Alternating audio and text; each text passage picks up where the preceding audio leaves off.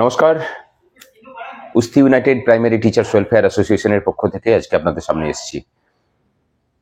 বিষয় হলো আমাদের স্কুলগুলোতে পাঠরত শিশুদের খেলাধুলার অধিকার এবং সেই বিষয়ে কিছু কথা। প্রথমেই বলে রাখি, আরটিই অ্যাক্ট অনুযায়ী খেলাধুলাটা অন্যান্য সাবজেক্টের মতোই একটা অংশ। সেটাকে স্পন্সর সমস্ত কিছু সরকারকেই করতে হয়। অন্যান্য রাজ্যে প্রত্যেকটাই সরকার দায়িত্ব নিয়ে করে। এমনকি স্কুল ক্রীড়ার যে ব্যাপার, যেটা খেলো ইন্ডিয়া নাম ধরে শিশুদের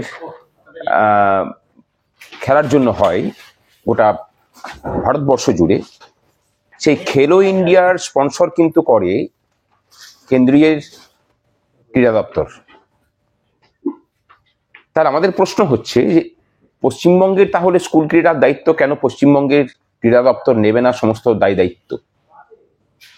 প্র্যাকটিস করানোর দায়িত্ব অবশ্যই সারা বছর ধরে শিক্ষক শিক্ষিকাদের, যদিও তার জন্য কোনো ট্রেনিং দেওয়া হয় না, কারণ খেলাধুলাটা এমন একটা বিষয় যেখানে স্পেশালাইজ ট্রেনিং এর প্রয়োজন হয়। তথাপি সেই ট্রেনিং তো নেই, পরিকাঠামো বলতে কিচ্ছু নেই তার জন্য পৃথক।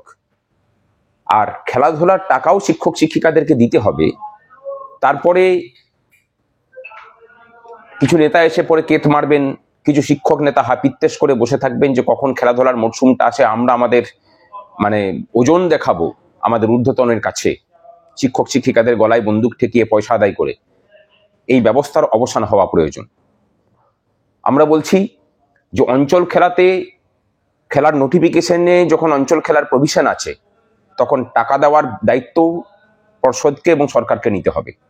পশ্চিমবঙ্গের ক্রীড়া দপ্তরের বাজেট ভারতবর্ষের সমস্ত রাজ্যগুলির মধ্যে প্রায় সর্বোচ্চ। সেই টাকা কি শুধুমাত্র ক্লাবগুলোকে মদ্যপানের জন্য বরাদ্দ থাকবে? আমরা প্রশ্ন তুলছি। শিশুদেরকে লালন পালন করেই সেখান থেকে ক্রীড়াবিদ তুলে নিয়ে আসতে হয়। সেই জায়গাটা পশ্চিমবঙ্গ করতে পারছে না বলেই পশ্চিমবঙ্গ থেকে আজকে একজন ক্রীড়াবিদও গত অলিম্পিকে চান্স পায়নি। এটা আমাদের কাছে লজ্জার। এই বাঙালি জাতি ভাবুক। আমরা আপনাদের কাছে বলছি, শুনুন, পশ্চিমবঙ্গের প্রাথমিক বিদ্যালয়ের যে ক্রীড়া, সেটা অত্যন্ত সাইন্টিফিক ভাবে হয় এবং অত্যন্ত মুনশিয়ানার সাথে শিক্ষক শিক্ষিকারা সেটাকে পরিচালনা করেন।